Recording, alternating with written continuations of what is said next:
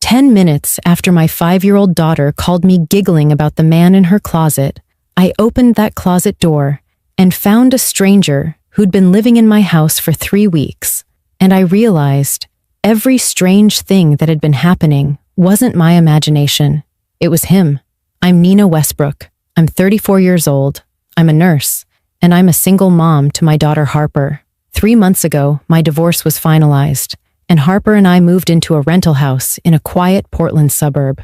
It was supposed to be our fresh start, our safe space, our new beginning. But from the day we moved in, things felt off. Food disappeared. Cabinet doors I'd closed were open. I heard noises at night that I convinced myself were just the house settling. And Harper kept talking about the quiet man who watched her play. I thought she was processing the divorce through imagination. I thought I was being paranoid because I was living alone for the first time in 10 years. I dismissed every single warning sign until that midnight phone call when Harper giggled and said the man in her closet wanted to say hi. If you want to know how a stranger lived in my house for weeks without me knowing, and what I found when I finally opened that closet door, make sure you subscribe and drop a comment telling me where you're watching from. It was late November, and Harper and I had been in our new house for almost 2 months. The divorce from my ex-husband Todd had been finalized in August, and by September we'd moved into this 3-bedroom craftsman house on a tree-lined street. It was perfect for us, or at least that's what I kept telling myself. Affordable rent, good school district, a backyard where Harper could play, everything a single mom working 12-hour nursing shifts could hope for. The house was old, built sometime in the 1920s, with all those quirky features that come with age. Hardwood floors that creaked, built-in shelving with doors that didn't quite close right, a big attic with a pull-down ladder, deep closets with old-fashioned doors. Todd had helped us move in, and he'd commented that the place had character. I'd taken that as a compliment at the time. I worked 3 12-hour shifts a week at the hospital, which meant Harper went to daycare on those days and stayed with Todd every other weekend. We were still figuring out our new routine, still adjusting to being a family of 2 instead of 3. Some days were good. Some days Harper cried for her daddy, and I felt like the worst mother in the world for not being able to keep our family together. But I kept telling myself, we'd be okay. We had to be okay. I was determined to make this work, to prove that I could handle single motherhood, to show Todd and everyone else that I was strong enough to do this alone. Looking back now, that determination to prove my strength is exactly what made me ignore all the signs that something was very, very wrong. From the first week, there were strange things. I'd buy groceries, and they'd disappear faster than made sense. I'd find the pantry door open in the morning, even though I distinctly remembered closing it the night before. Once, I found muddy footprints in the hallway that were way too big to be Harper's, but I convinced myself I must have tracked them in and forgotten. The house made noises at night, creaking sounds from upstairs, even though there was no second floor, just an attic. Footsteps that I told myself were just old pipes, or the heating system kicking on. A few times I had this overwhelming feeling that someone was watching me, especially when I was in the kitchen late at night doing dishes after Harper went to bed. That prickling sensation on the back of your neck, you know? I'd turn around fast, expecting to see someone, but there was never anyone there. Just me being paranoid, I thought. Just me being anxious about living alone. My older sister Renee came over about 2 weeks after we moved in to help me hang some pictures. She walked through the house with this look on her face, and finally she said, "Nina, does this place feel weird to you? Like someone's here?" I'd laughed it off and told her she was being dramatic. Renee has always been into intuition and feelings and all that stuff I don't believe in. I'm the practical sister, the logical one, the nurse who believes in science and evidence, not vibes. But Harper kept saying things that bothered me. She'd tell me about the quiet man who lived in our house. She'd say someone moved her toys around while she was sleeping. She'd point at the ceiling and say she heard footsteps up there. Every time she said something like that, I'd give her the same explanation. That's just your imagination, sweetie. Sometimes when we're adjusting to new places, our brains make up stories. There's no man in the house. It's just you and me. Todd thought I was handling it wrong. He said I should shut down the imaginary friend talk immediately, that I was encouraging Harper to live in fantasy instead of reality. We fought about it more than once, but I'd read about this in my pediatric nursing rotation years ago. Kids create imaginary friends during stressful times. It's how they process big changes. The divorce had been hard on Harper, even though we'd tried to keep things amicable. Of course she was going to act out in some way. The imaginary friend phase would pass once she felt more secure. Except it wasn't imaginary, and I was about to find that out in the most terrifying way possible. On this particular Tuesday night, I'd worked a brutal 12-hour shift at the hospital. I'd picked Harper up from Todd's place around 8 p.m. where she'd spent the previous night. We'd eaten a quick dinner of mac and cheese because I was too exhausted to cook anything else. I gave her a bath, read her 2 stories like I always did, and tucked her into bed by 9:30. Then I collapsed on the couch with a glass of wine, the TV playing some show I wasn't really watching. I was just trying to decompress, trying to let the stress of the day drain away. I must have dozed off sometime around 11, because the next thing I knew, my phone was ringing, and Harper's name was on the screen. My heart jumped into my throat. Harper never called this late. She was supposed to be asleep. Something had to be wrong. I answered immediately, my voice thick with sleep. "Harper, baby, what's wrong?" But Harper wasn't crying. She wasn't scared. She was giggling. "Mommy, the man in my closet wants to say hi." Everything inside me went cold. I sat up so fast I nearly dropped my phone, my heart suddenly pounding in my chest. "What? Harper, what man? There's no one in your closet, baby." My voice came out higher than normal, trying to sound calm, but failing completely. Harper turned the tablet around on the video call so I could see her closet door, and my stomach dropped. The door was open about 6 inches, just enough to show darkness inside, but nothing else. The video quality was grainy in the low light, just the glow from her nightlight, and the tablet screen illuminating her small room. "He's right there, Mommy. He's always here. He's very quiet, but he's nice. He told me his name, but I forgot it." Harper's voice was so casual, so matter-of-fact, like she was telling me about a new friend from daycare, but every word made my blood run colder. I was already standing, already moving toward the stairs. "Harper, listen to me very carefully. I need you to stay in your bed. Don't get out of bed. Don't go near the closet. Mommy is coming upstairs right now, okay?" My hands were shaking so badly I could barely hold the phone. This had to be her imagination. It had to be. There couldn't actually be someone in her closet. That was impossible. We lived in a safe neighborhood. The doors were locked. This was just Harper's ongoing imaginary friend story getting more elaborate. "Okay, Mommy, but you don't need to be scared. The man says he's sorry. He didn't mean to scare anyone." "Sorry? He says he's sorry?" The way Harper said it, like she was relaying a message from someone actually there, made my skin crawl. I climbed the stairs as fast as I could, my mind racing through every possible explanation. Maybe Harper had a very vivid dream and was still half asleep. Maybe she was playing an elaborate pretend game and had really committed to it. Maybe the shadows in her closet looked like a person, and her imagination filled in the rest. But then I heard it. A sound from inside Harper's room. A creak, not the normal settling of an old house. The specific sound of weight shifting on floorboards. Someone was in there. I pushed Harper's door open all the way, my whole body shaking with adrenaline and terror. Harper was sitting cross-legged on her bed, still holding the tablet, looking completely calm, like this was the most normal thing in the world. "Harper, come here right now," I said, my voice coming out sharp and scared. Harper climbed off her bed and walked to me, and I immediately pulled her behind me into the hallway, putting my body between her and whatever was in that room. "Show me where you saw the man." Harper pointed at her closet door without any hesitation. "In there. That's where he stays mostly. Sometimes he goes up in the ceiling, too. I hear him walking around up there at night." The ceiling. The attic. Oh God, how long had someone been in my house? I reached for my phone to dial 911, but before I could, I heard that creaking sound again, definitely coming from inside the closet, not my imagination, not the house settling, Someone was in there right now. Suddenly, everything clicked into place with horrible clarity.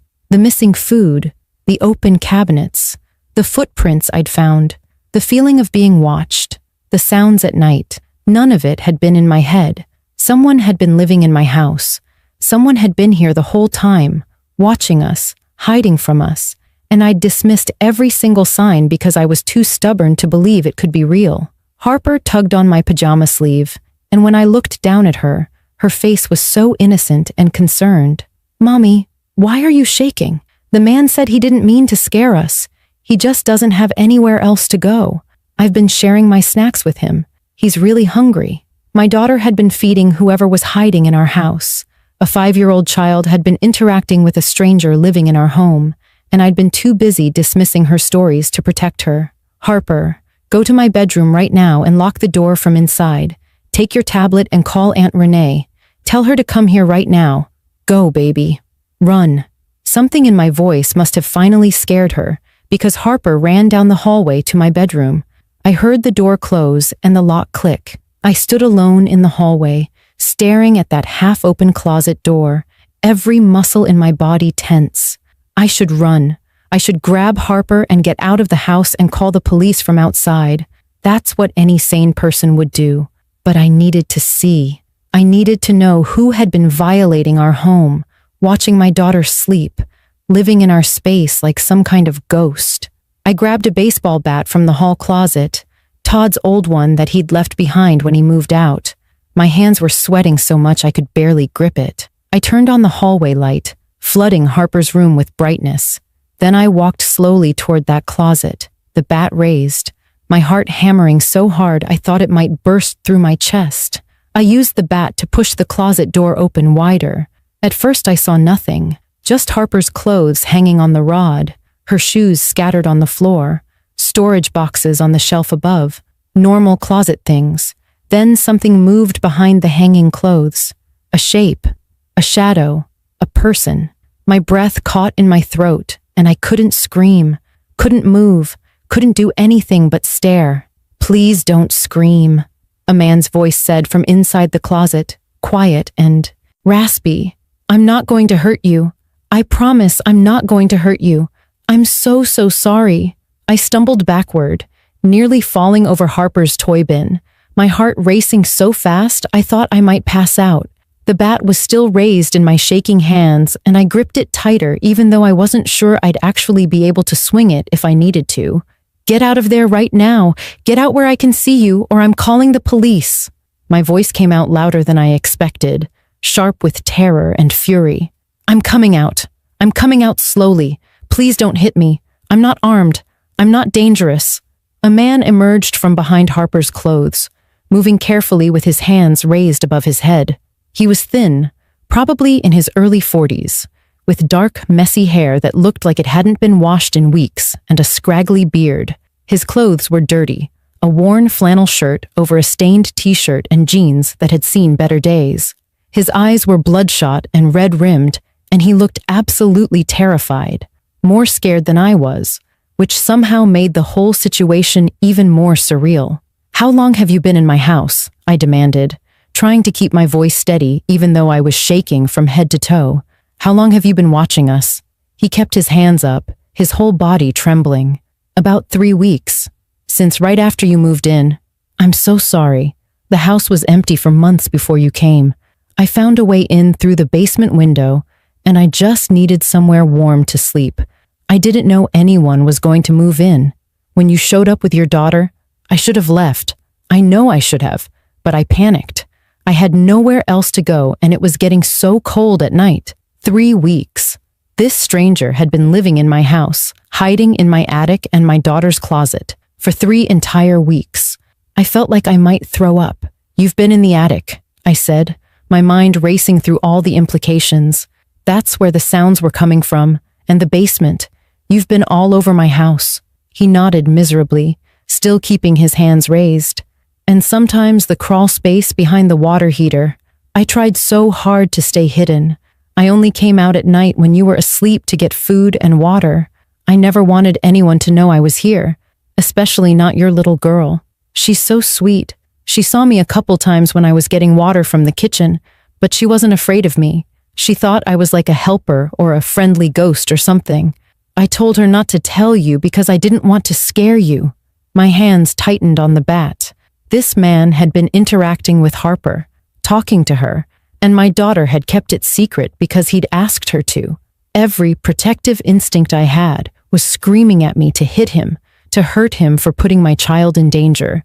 But looking at him standing there with his hands up, shaking and crying, I saw something that cut through my rage. He looked sick, genuinely ill. His eyes had that unfocused quality I'd seen in patients experiencing mental health crises.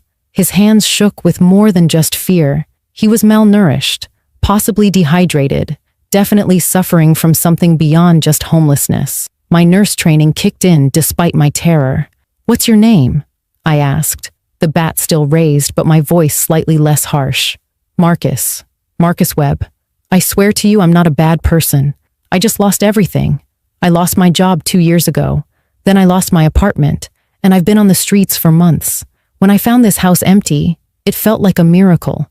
Somewhere warm, somewhere safe. I was only going to stay a few days, but then winter started coming, and I just couldn't face sleeping outside anymore."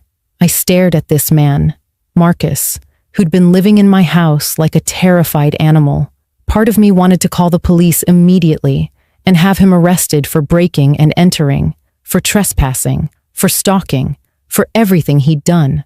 But another part of me, the part that had spent years as an ER nurse seeing people at their absolute lowest, recognized the desperation in his eyes. I made a decision that would determine everything that happened next.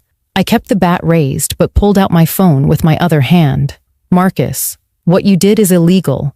You broke into my house. You've been watching me and my daughter. You scared us.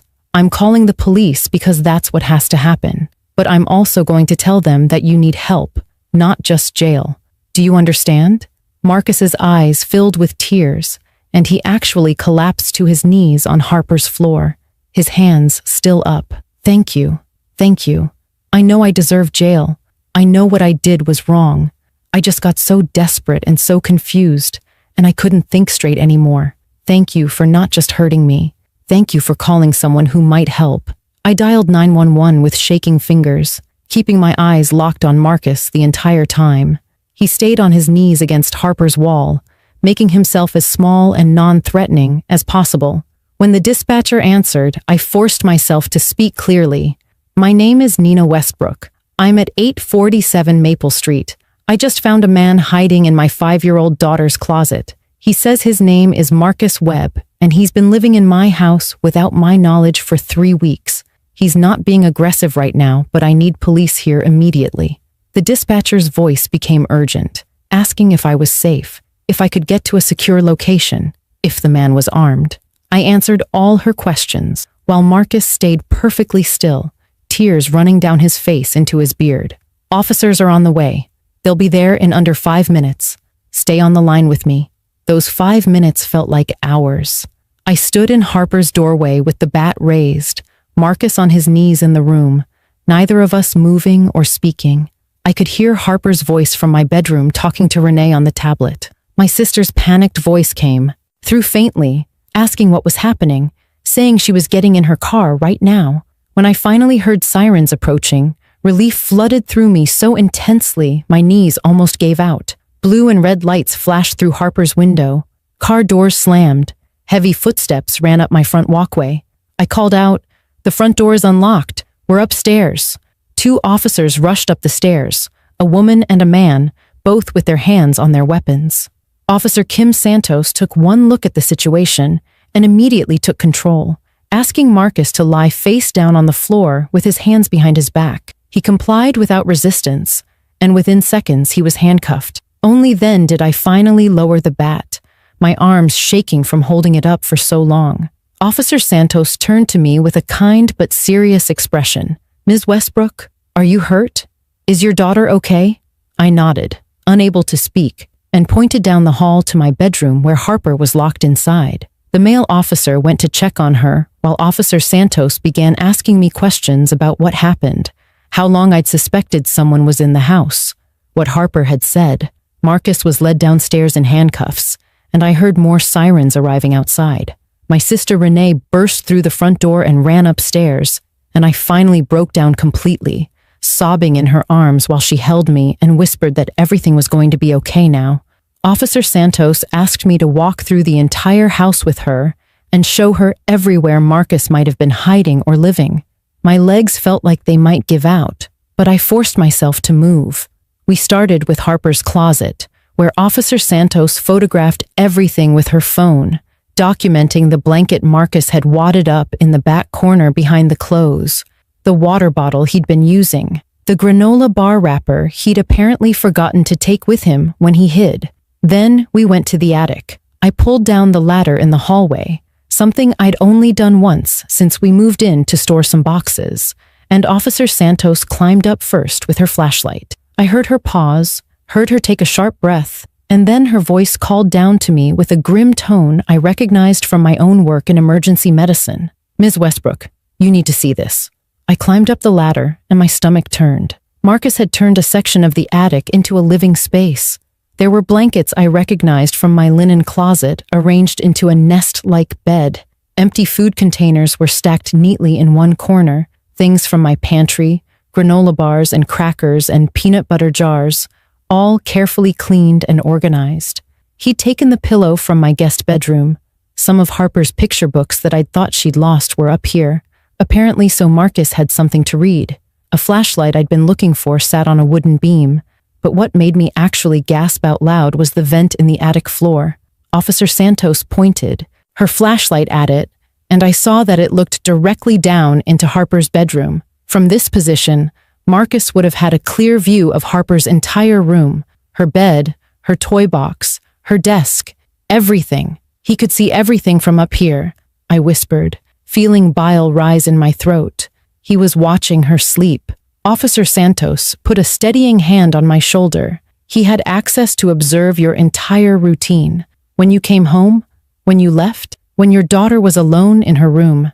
This is extremely serious, Ms. Westbrook. What he did goes beyond simple trespassing. We climbed back down, and Officer Santos asked to see the basement. I led her down the narrow stairs to the unfinished basement where I kept the washer and dryer. She immediately spotted the window Marcus had mentioned, a small window near the ceiling that I'd never paid attention to.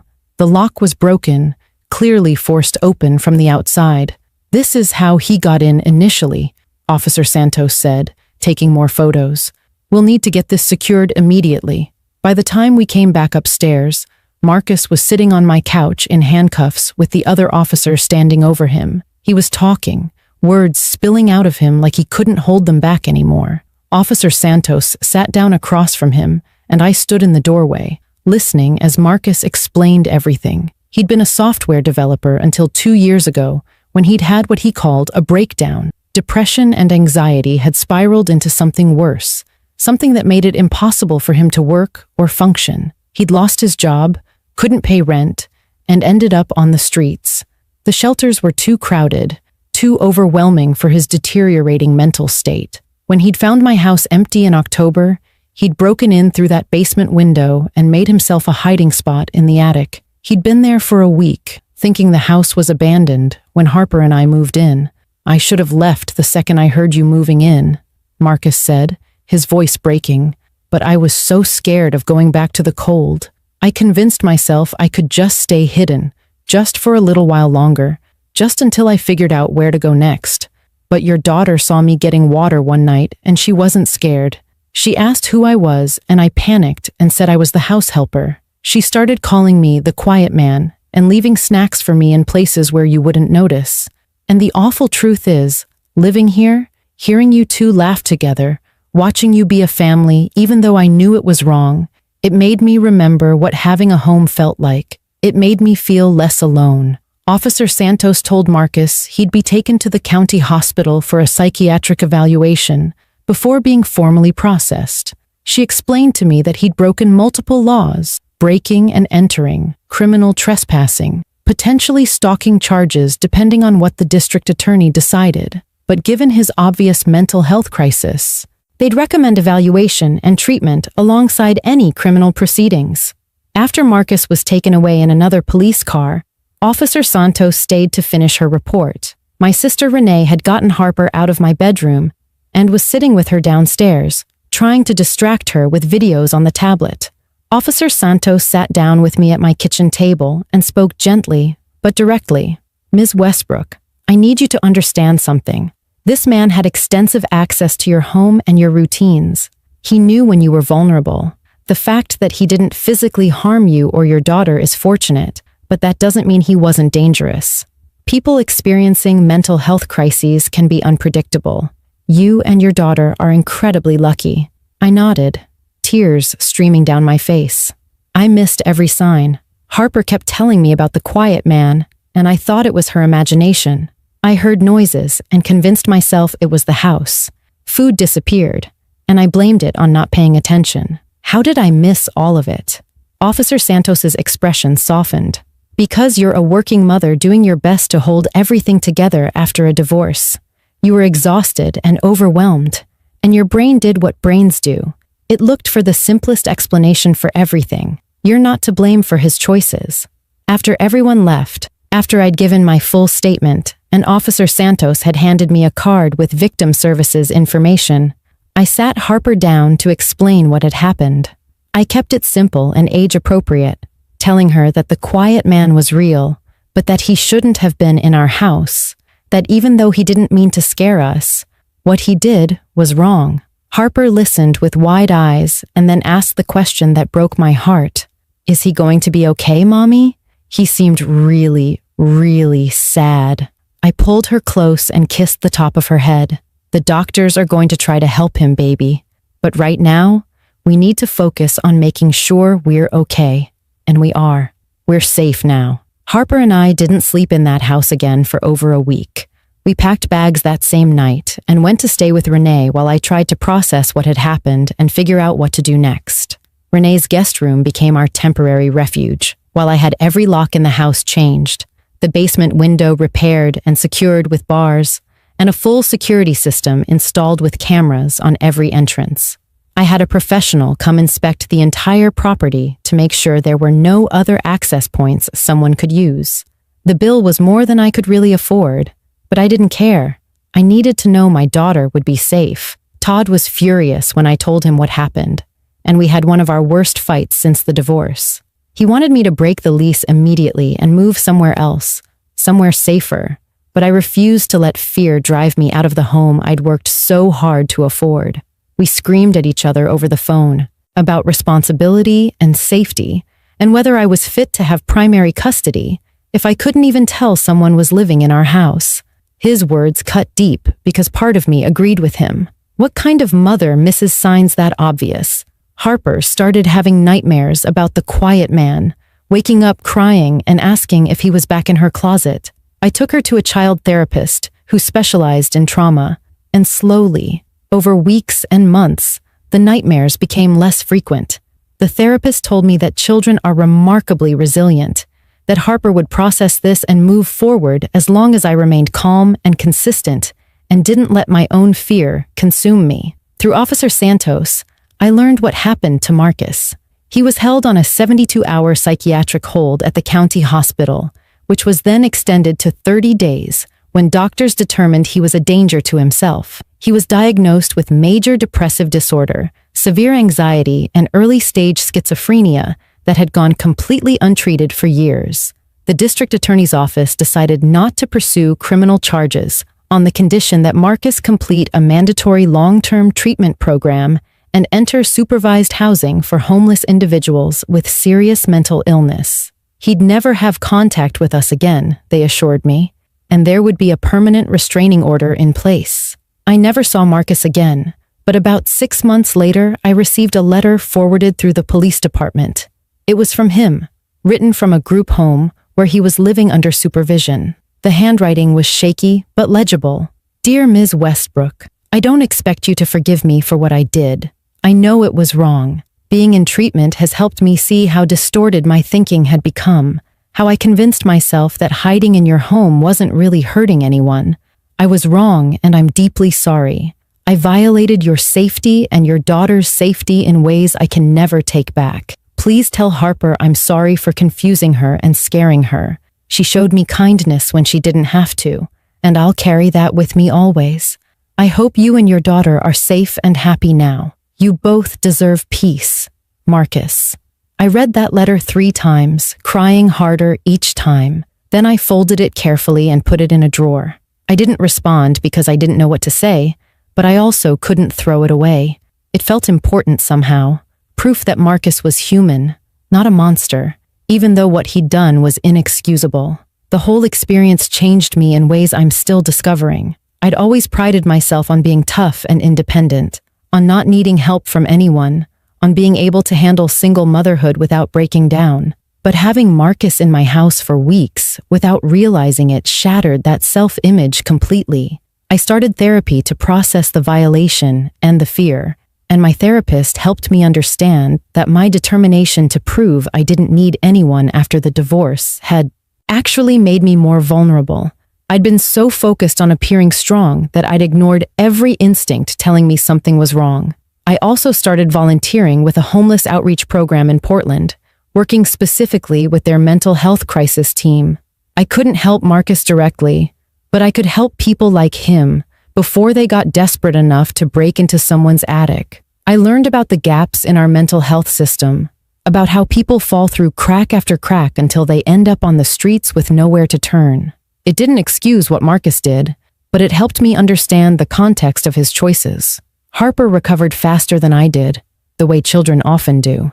After a few months of therapy and consistent routines, she stopped talking about the quiet man and went back to normal 5-year-old concerns, like whether mermaids were real and when she could get a pet rabbit. But she did develop one lasting habit that we still do now, over a year later. Every single night before bed, Harper and I check her closet together.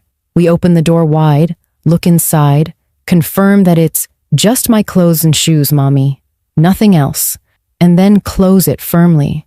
It's our ritual, our way of reclaiming that space and that sense of safety. My relationship with Todd actually improved after everything happened. He apologized for some of the harsh things he'd said, admitted that anyone could have missed the signs, and acknowledged that homelessness and mental illness can turn people into versions of themselves they never intended to become. We developed a better co-parenting rhythm, united by the shared goal of keeping Harper safe and helping her heal. The most important lesson I learned is about the difference between strength and stubbornness.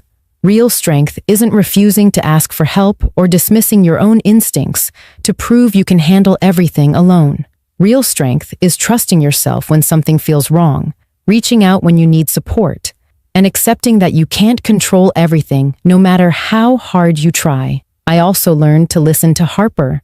When children tell you something is wrong, even if it sounds impossible or imaginary, there's usually a reason they're saying it. Dismissing her stories about the quiet man as imagination had put us both in serious danger. Now, when she tells me something that seems unlikely, I take the time to investigate rather than immediately explaining it away. I think about that midnight phone call all the time. Harper's giggling voice saying, "The man in my closet says hi," like it was completely normal. How I thought for those first few seconds that she was just playing pretend, testing boundaries, being silly. How close we came to something so much worse than what actually happened. What if Marcus's mental illness had manifested as violence instead of fear? What if he'd hurt Harper when she discovered him? What if she'd tried to keep his presence a secret more actively and he'd manipulated her into helping him? The what-ifs still wake me up some nights, my heart racing, checking the security system app on my phone to make sure all the sensors show green, all the doors and windows secure. But I also think about the broader failure that led to Marcus being in my attic in the first place. A man with a good job and a stable life, brought down by mental illness, with no adequate safety net to catch him before he fell so far that living in a stranger's attic seemed like his only option. That's not just a personal tragedy. That's a systemic failure that affects thousands of people. I don't excuse what Marcus did. He violated our home, watched my daughter through a vent in the attic, took our food, and shattered our sense of safety. Those facts don't change no matter how much I understand his desperation or his illness. But I also can't demonize him. He was a sick person making terrible choices, not an evil person choosing to do harm, and now he's getting treatment and support that might prevent him from ever getting that desperate again. 10 minutes was all it took from Harper's phone call to me opening that closet door and finding Marcus hiding behind the clothes. 10 minutes where my world shifted from dismissing my daughter's imagination to confronting the reality that we'd been living with a stranger who'd been watching us for weeks. Those 10 minutes taught me that the most dangerous threats aren't always the ones we imagine. Sometimes they're the ones we refuse to believe are real, because believing them would mean admitting we're not as in control as we thought we were. Harper is 7 now, thriving in 2nd grade, still occasionally mentioning the quiet man as that time when the sad man lived in our house, with the matter-of-fact tone children use for events they've processed and moved past. We live in a different house now, one that's newer with better security, though I know that safety is as much about awareness as it is about locks and cameras.